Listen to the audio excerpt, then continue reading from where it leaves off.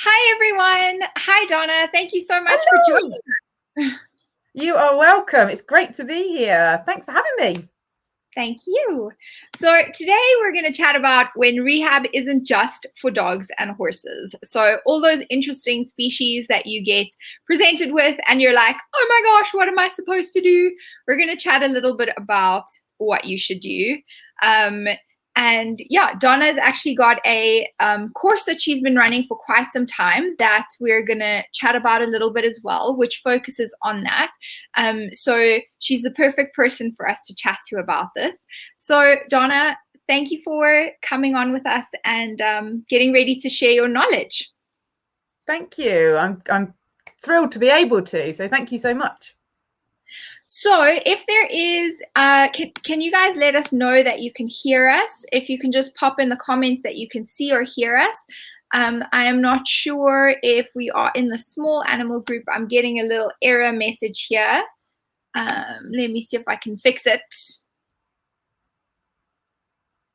So Donna, will you tell us a bit about yourself and how you started working with other species, while I check in with Ali and see if she can see us. Because I see there are some people live with us, so we're definitely online somewhere. Yes. Hi, Ali. Hi, Attain. So my history is that it's quite vast actually. I actually grew up with my uncle as a farmer. So I grew up dealing with sheep and pigs and all sorts of things, chickens. He had all sorts of things on his farm. And I was fairly destined to end up working with animals. That was always going to be inevitable. I went off to agricultural college where my knowledge of different species grew hugely. We worked with alpaca and the tiny smally ferrets and meerkats, and then some bigger farm animals, rheas, all sorts of things. We had so many things. So I loved my time at college. And then I decided that veterinary was the world for me. So I became a veterinary nurse. And then my knowledge of rabbits and cats obviously exploded along with your dogs and other smallies. Country bumpkin veterinary practice as well meant that we did deal with other species a lot, particularly rabbits and ferrets, all those sorts of things. I mean, we even had stray ferrets come in, which was weird. And then obviously with physio, I then moved on, became an animal physio, and my work predominantly it started off with horses and dogs, but then I ended up gravitating more towards dogs. But then that world still revolved around the cats and the rabbits. So I was treating lots of cats and rabbits as they came up. And over the years, they've become more common species. So they're treated more and more. But then there's also been times where I've been called on for my skills for other animals as well, like skunk or macaw, alpaca. So there's no limitation to what animals you can treat, and that's what I really like about physio. It's just about having to think directly more at that species, which I love. So if you guys have any questions for Donna, let us know in the comments. So just share that with us. And if you guys miss any of my audio, I'm really sorry. We've had some storms here, so the internet is not as stable as I would like it to be, but there's nothing I can do about that. So just let me know if you can't hear me, Donna, and if I need to repeat anything. But yeah, so Donna, since running your course, what is kind of the most common question that you get asked about treating other species? Well, interestingly, I wouldn't say there is a common question, because actually most people, still, even with dogs and horses, they say, what, you can do physio on an animal? And we haven't got past that. So question about other species, there just isn't any, because they just assume that it can't be done, which is bonkers. So actually most of the time the conversation comes from me saying that yes, we can treat cats, yes, we can treat rabbits, yes, we can treat everything else. If it's got muscles and bones, give us a go. And there's so much we can do. So actually there definitely isn't a common question, more a wow statement when I point out that it can be done. That's incredible. And from other professionals, Donna, what questions do you get from people that do your course, that start with your course? So from a course point of view, actually, I would say that most people are more like, oh, good. and they actually feel more relief about having one. So actually, again, people don't really question it, but throughout the course, there are questions that I raise so that people can start exploring their thoughts about various species and stuff. And actually, I think we're at the stage where it's kind of opening your mind. So actually, people don't necessarily think of a question, but when you say something, again, it's like, whoa. Oh, okay, I didn't think of that. So actually, I think at the moment it's minds are being opened, and then when minds are open, then there'll be lots of questions. But yeah, it's funny one. It's a funny one. It's just not something that lots of questions seem to come up about until people are in that situation, and then. I suppose more the questions come from somebody who might get phoned up about a rabbit, and then they panic and go, oh my god, what am I going to do? I've got a rabbit. And then they might ring up and say, I've got a rabbit, what do I do? And then it's like, okay, then you have to start the thought process of how to treat a different species. So again, it's not really a specific question because people haven't necessarily been able to think about, this is what I need to ask, this is what I need to do. Those are the things that generate questions. And actually what happens is just panic. So yeah, an actual question is actually quite a hard thing to answer because there isn't any really. Yeah. Just freeze mode. What do I do? Yes. Yeah, I know that feeling. We're also on a farm, and even like when we have a goat that has something funny, then I'm like, I don't know what that is, and I do. I just need to think about it. It's like that. Yes, okay. Dogs have that as well, and other things. So yeah.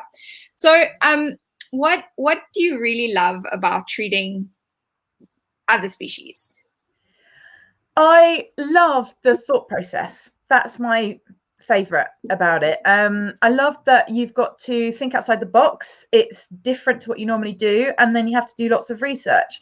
So obviously it depends on what you're treating. And so, for example, cats and rabbits, you get more of those. So now with them, I have to do less research because I know a lot more about them. So, if I get that rabbit phone call, I can directly ask the questions to the owner that I need to, and I can think more easily about the case. I've already learned a lot of their anatomy and all those sorts of things. I know their behaviors. When it comes to doing a more obscure species that I haven't necessarily treated before, then I have to start the whole research process off, learning about their behavior, their, natural habitat, their natural movements, what is correct, therefore what is incorrect, all these other things. And that is fun for me. I love doing that process. I love going through YouTube and trying to find normal movements and all that sort of thing so that I can be able to be better at identifying what I need to identify. And I also really like learning from the keepers and the owners, and working as a team, because when you get to the more obscure patients, then you become more of a team in what you're doing. The vet's not necessarily handing over to you, right, off you go, you do that bit, I'll do this bit. You work with the vet, you make a plan together, and you work with the owner, you make a plan together, and it's all much more of a team effort, and I really like that. So there are differences. Okay.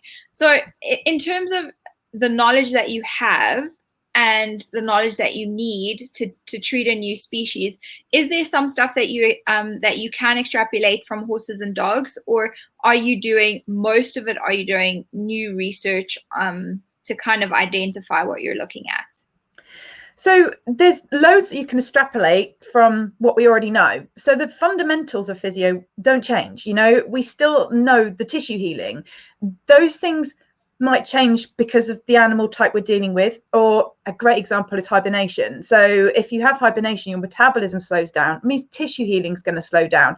So there's things like that make a difference to your basic underlying knowledge, but your basic underlying knowledge is still absolutely paramount and key. And from your underlying knowledge, that you're going to be working on your balance, strength training, flexibility, and proprioception. Those principles don't change. But what your research is how to deal with it in this animal rather than all my normals. And so we already do those adaptations. So for example, you don't treat a Dachshund the same as you treat a German Shepherd, so we do already make some differences to how we treat every breed difference. It's just a bit deeper when it comes to your species, because you've got so many different things, and obviously how you can treat them is going to vary.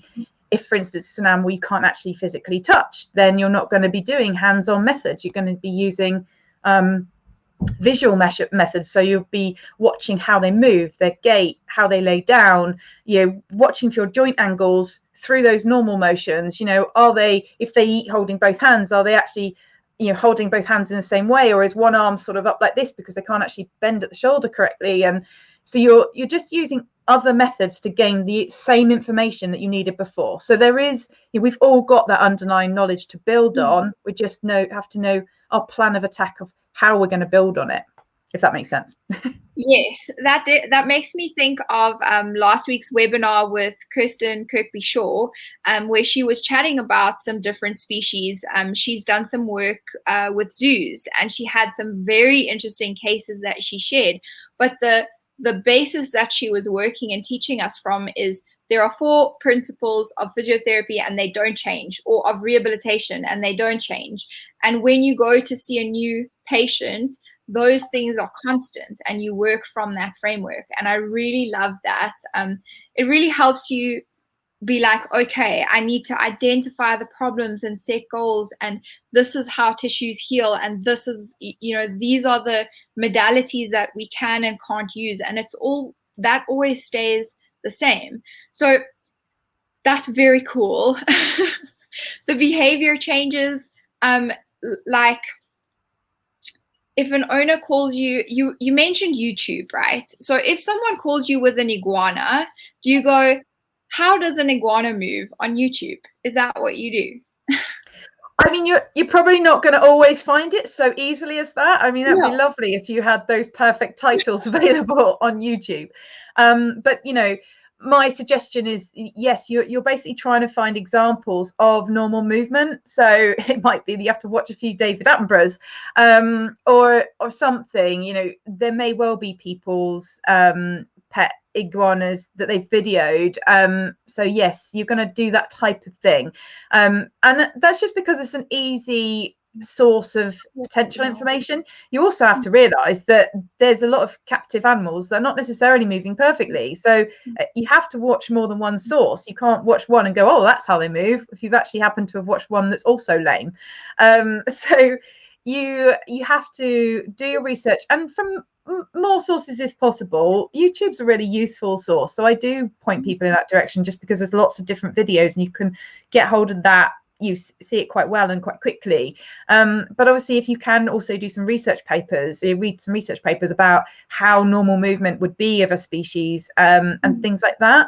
And then, really start to observe it, critique it, see what you're seeing, comparing one from another, so that you can see differences, and then that will help build your sort of library of knowledge. Because ultimately, even when we're treating our dogs, again, I come back to that for an example that's just easy to understand.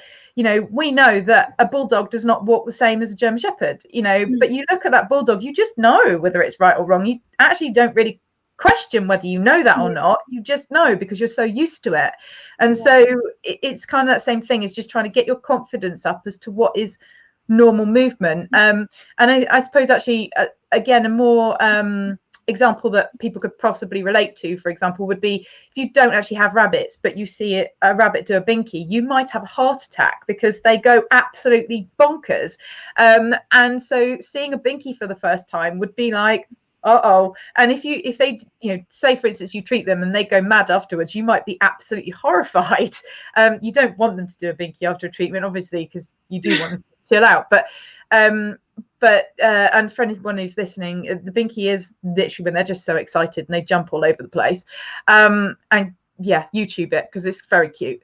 But if you didn't know that was normal movement, then it would be a shock. So trying to see those types of things and find them out would be very helpful.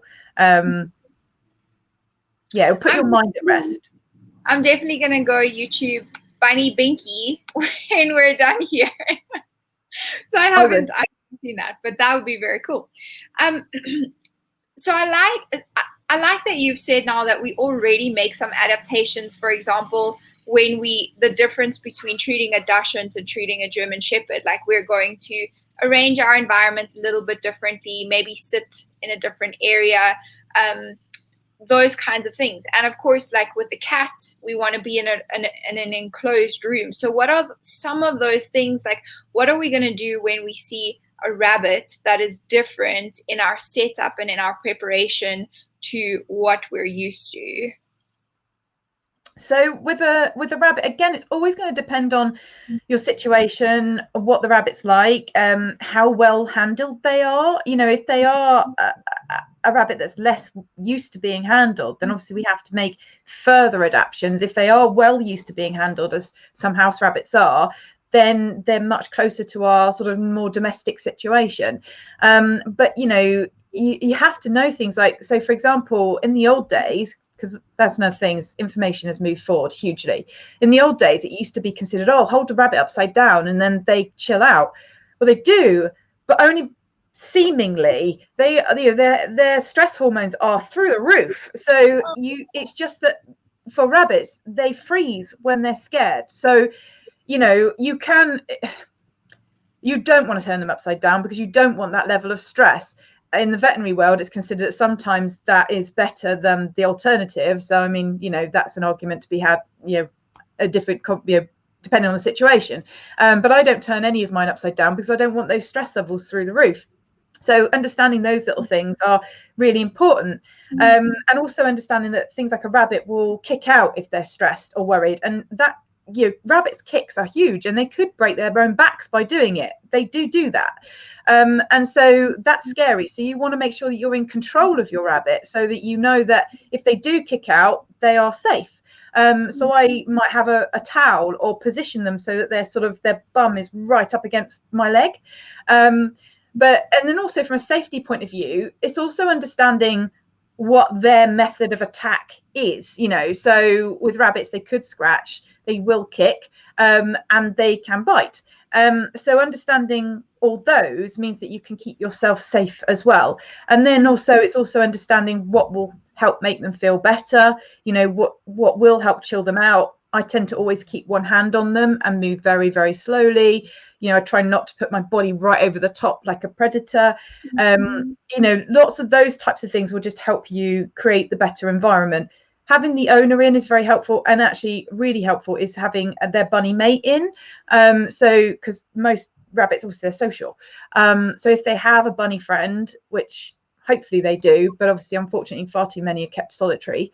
But if they have a bunny friend, bringing bunny friend as well and letting them hop around the room is very helpful. So yeah, there's stuff like that can be done. That's cool. So have you guys got any species that you specifically want to know about or ask about? I want to know a bit more about the skunk. Like, how do you do that? Safely reduce, you know, prevent them from stressing? How do you handle it? Yeah, how did that work? So again, it's very situation dependent. So you know, this particular skunk, how he came about was in normal practice. It wasn't in a typical zoo situation. This owner actually had all of his animals came from almost zoo rejects. That sounds terrible, doesn't it? But basically, when they don't get on with other of their own species they're supposed to be homed with, he took on those ones. So Stevie was supposed to be in a sort of normal zoo situation, but he never got on with his friends. So he ended up with this owner.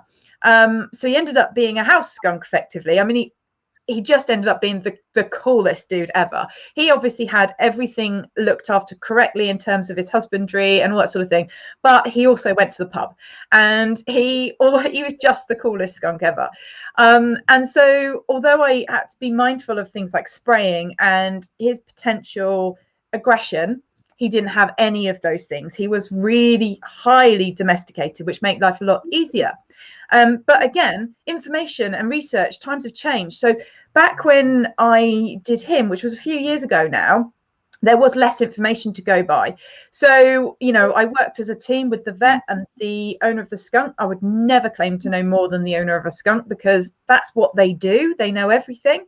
But we worked as a team together to sort the issue out.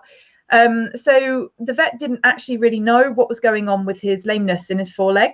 And so he got referred, and we made a plan together so that we were all working to the best of our ability. And I set him a physio regime that basically took his exercise level right the way back down. And it worked. We got the lameness, it was gone, and we were absolutely thrilled. But it later came back again in another leg, and this raised other questions. We investigated vitamin D deficiency, which can cause lameness. All sorts of things were investigated, but obviously you don't have as much information about these species as you do about other species. And funnily enough, when I was doing the research about anatomy, there was more anatomy to be found about a raccoon, which is very similar, than there was about a skunk. So I had to sort of draw on that information to try and help me anatomically as well. But in the end, so we managed to get rid of the forelimb lameness absolutely fine. And then it turned out that the vet decided he actually had bilateral cruciate rupture. And exactly. And the thing is, how skunks move, they will handstand, they will also stand up on their back legs. So there was obviously something bizarre going on, and the vet was obviously concerned about metabolic disease and stuff. But we were just sort of working through the program as we could. And actually, to be fair, I almost had a sigh of relief when there was cruciates, because I was like, oh, finally, we know what we're doing. And so I set the skunk up on, sort of much more normal rehab when it came to the cruciate repairs, because we knew the tissue healing and we knew what was going on. It all made a lot more sense, and that was a lot easier. And so that was absolutely fine, and the skunk made an amazing recovery. But our actual difficulty was the hibernation period, because although he wasn't hibernating properly because he was living in the UK and in a normal home, he did slow down. So trying to do his exercises was really hard to get him motivated, because he was just like, look, I'm sleepy, I don't want to. So those became new challenges that we had to work with and be mindful of. So it was really interesting. But working with the owner meant that we could really make a plan that worked really well. And obviously, like I say, the vet was very much there. And like I say, we were an absolute team, and it was amazing. I can't tell you how much I loved my cuddles with Stevie. And he was the most loved skunk ever. And they actually even had a portrait commissioned of that skunk, and they gave me a copy, and it was the artist was the Queen's Corgis artist. So most loved skunk ever. That is so amazing. I have to just ask before we continue, is the noise in the background atrocious? Is it really bad? Now it's the lawnmower is gone, but it's going to come back. Okay. No, I can't hear anything at all. Okay, fantastic. Okay, there's a lawnmower going in my garden, so I'm glad that it's not bothering you guys. So what are some of the kind of common mobility issues that rabbits, for example, would struggle with? So common issues. So again, the sort of limiting factor when it comes to things like rabbits and cats to some degree is that finances. And so I want to say what's common, but actually I suspect I've got no clue, because the reality is that it's down to the owner whether or not they've got the money or choose to have the money to then go for physio. So I think that would probably be, if you did a research paper, I would be highly skewed with my response here. But there was a very interesting bit of research done on rabbits and owners, how much, I think, I wish I could remember the number now, but a ridiculous number of owners think that the lifetime cost of a rabbit would be 500 quid, which is obscene, because it's actually closer to £9,000. So it's pretty shocking. So you don't see as many rabbits as we should be seeing, especially considering their lifespan is pretty much similar to that of many dogs. Crazy. But I have seen them for arthritis is pretty common, as it is in most species. That is definitely top on the list. Front legs being broken, particularly in lionhead rabbits, because they've got very low bone density. And lionheads are a very popular breed, and they often live then in houses, and so they're tiny, and then the owner sort of steps back, well, in the kitchen or something, and they stand on that leg and it gets broken. So I have seen a lot of those, though I'd say in more recent years that has reduced, so hopefully through knowledge. But yeah, the front leg's broken is pretty bad. I've had osteosarcoma in one that was sent to me for arthritis, but actually it turned out it was a massive lump. I was like, oh, I think that needs a bit more investigation, and it went back and it was an osteosarcoma. So yeah, there's that. And then of course there is broken backs from them jumping, kicking out, and then yeah, they do break their backs. I had a rabbit paralysis that was obviously more of a precis, because it did recover after about 6 weeks, and that was from a very strong jump, a kick, and then it had injured its back, but luckily it was amazing, and the rabbit walks and lives on, so I'm thrilled. That's fantastic. I didn't actually know they could break their backs if they kicked strong enough. Artane says overweight in rabbits is also a really big problem. I would guess that obesity is quite common in any exotic or any other species that's being kept as a domestic animal, right? Absolutely. And captive would be the word more than domestic even. You know, it is a really big problem in animals that are captive, because they just don't get the exercise level that is required, and so, you know, it's a really sad fact. And yes, definitely the number of overweight rabbits is horrendous. Number of overweight cats is horrendous. Number of overweight anything is horrendous. And I was reading some more statistics only recently, because they were published recently, but I'm terrible at retaining numbers, so they're not in my head. But you know, the number of owners that believed that their animal was the correct weight versus what they actually were was absolutely shocking. But I think that we're all probably in massive denial about body weight most of the time. But yeah, it's absolutely huge. All those things are. I actually have to have a laugh here, because Ali says if you look at their diets, you'd never think that they would be overweight. But I don't think that people feed them correctly, and that's the problem. Right? There is that, but you know, although at the end of the day, we have to remember that food, no matter what source it is, even if you think, oh well, they're just eating grass all day, it does still contain calories.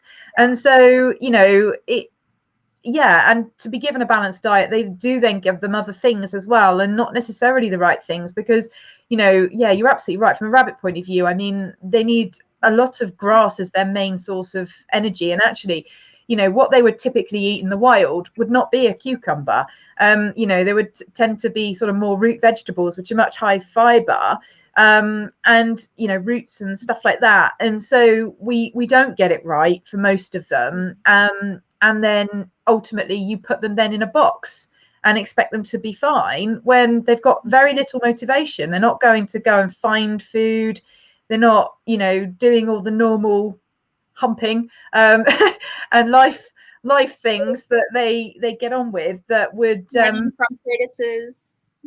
from predators. Exactly. And what equally, you even having the offspring themselves, you know, the mother would be feeding them all those sorts of things that would really shave their weight off. You know, and then obviously there's, you know, wintering. I don't want to say that we make them too warm, because I would be that terrible parent that would be like, "Yo, my baby's too cold. Have every heater under the sun." But no, just move in. Sleep in my bedroom. Sleep in my bed. I would be terrible. But I think that there's a lot that we don't necessarily get right in terms of all these things to try and keep their weights correct, and certainly sticking anything in a box isn't ideal. You know, in terms of those types of things, we have to get them out, we have to exercise them. So and we have to recognize also that you can't just underfeed. You do need the right nutrition. So you can't just think, oh well, I'll just feed less because I'm keeping them in a box. It doesn't work like that. So yeah, it's complicated. It's really complicated. Yeah. I love that you brought up the temperature, because we had a lecture on the equine platform about obesity, and the metabolism and temperature was a big thing that the lecturer spoke about, because we completely over warm them, and then they don't lose any weight over winter, and it's part of the problem, right? Ali, that's why I was laughing, because that's exactly what we say when we're on a diet and we're eating lettuce. Then it's like, stop eating like a rabbit. But it's funny. That was a good comment. No, it's absolutely true. And like, you know, and there'll be I mean, if you think from a calorie point of view, like apples are ridiculously high, and loads of people give apple to rabbits, and it's like, actually isn't that natural. I mean, they might get the odd apple in the autumn or something, but then they go in winter and freeze their butts off and keep warm like that. So yeah, it is really interesting. And yeah, the rugging thing was really interesting, because I've also read a load of stuff about shaving them and all that sort of thing, because it's getting quite frowned upon now. Oh, interesting.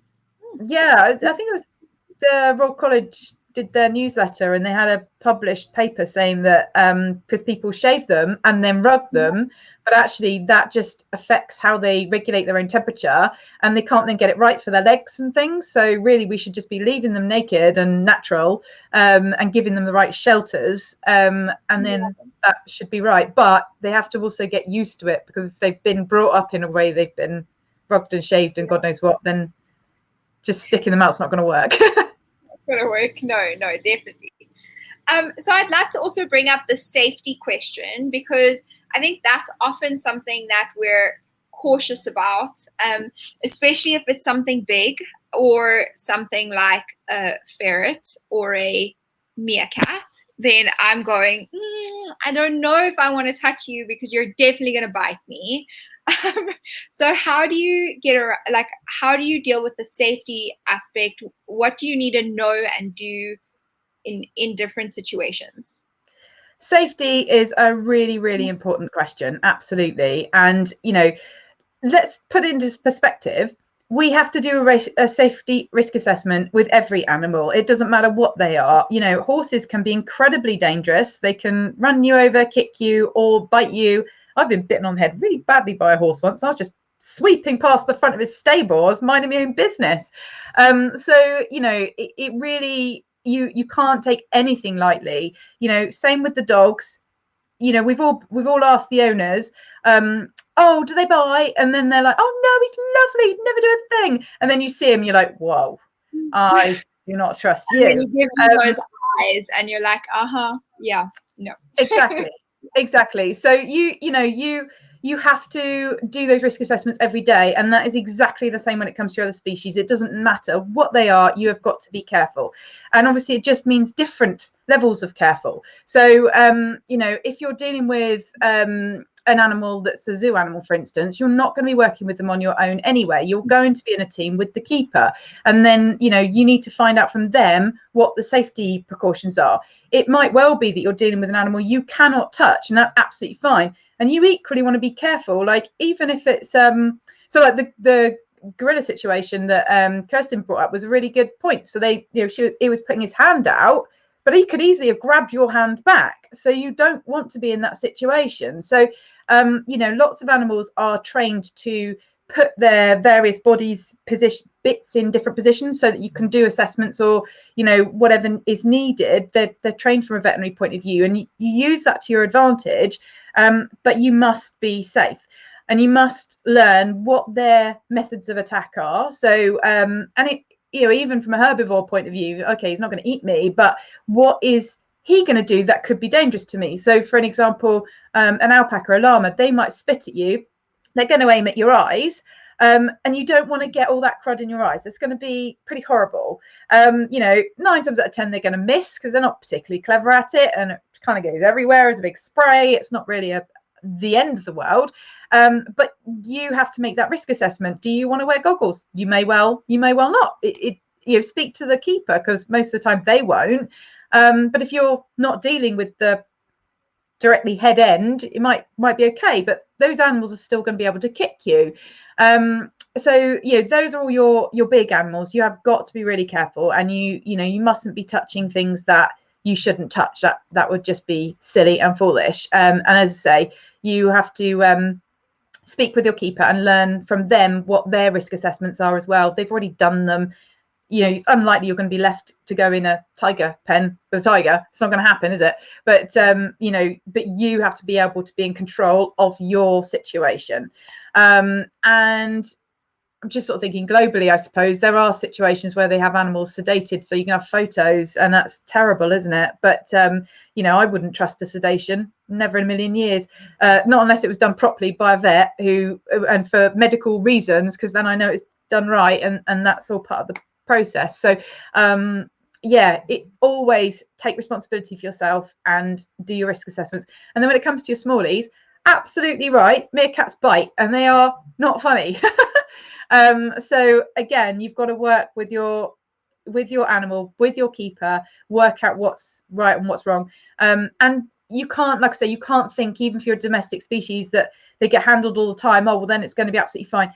Any animal can have a bad day, and if they're in pain, you pull them the wrong way, then it's going to go wrong. So you've got to be sensible about them all. And cats are probably one of the most varying in terms of behavior that you've ever seen, because you've got the most amazing complicit lap cat you've ever seen that will do absolutely anything for you, to the biggest feral that will just be stuck to the top of your ceiling if it can, and you just have to peel it off and hope for the best. So yeah, it's not simple, but definitely stay safe.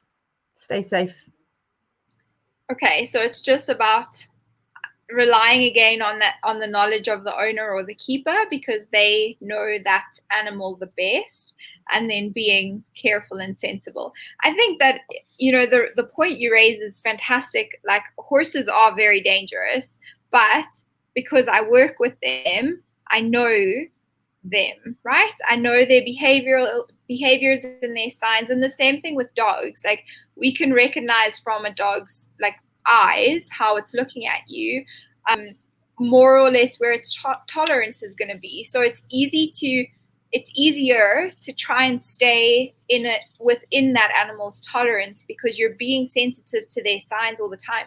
But with a species we're not familiar with, we don't necessarily know those signals and those signs. We don't know what they're going to do, how they're going to show us that they're uncomfortable. And I think that's the one that makes me kind of stand back and go, I'm not so sure, because I don't know how to read that animal, right? Totally.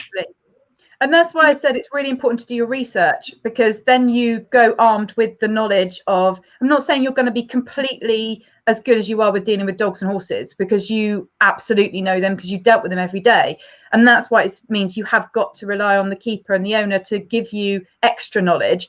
But that's what I'm saying, you've got to work within your comfort zone. So even if an owner said, oh yeah, you'll be all right in that enclosure, if you are not 100% sure that you will be, because that animal to be a relatively a safe species that actually isn't going to do any damage, God, I can't even think of one off the top of my head now, but if you think there's any risk, you don't take it. Do you see what I mean? You don't, like we wouldn't with our dogs. I mean, you don't listen to the owner. Oh, he's a good boy, so therefore, it's fine. You always have that knowledge in the back of your head that this could go wrong at any time. And so, exactly the same with these. You've done your research. You know what their methods are that they might get you, and you can see how big they are, how strong they are, what damage could be done if they are able to do their own thing, and you take that on board. So it's not a case of relying on your research 100%, because you're never gonna, unless you're dealing with these animals every day like the keeper does, you won't know those little triggers. And even the keepers will come a cropper every now and then. I mean, they're amazing with what they do, they absolutely are, but they deal with them every day. So like I say, rely on them, and you've got to think what your end goal is when you're dealing with these. There's no need to put yourself in a position of danger, because if the end goal is something you can achieve in a hands-off method, which actually will be a case of sort of the bigger animals for sure. I mean, you can't lift a really heavy thing, can you?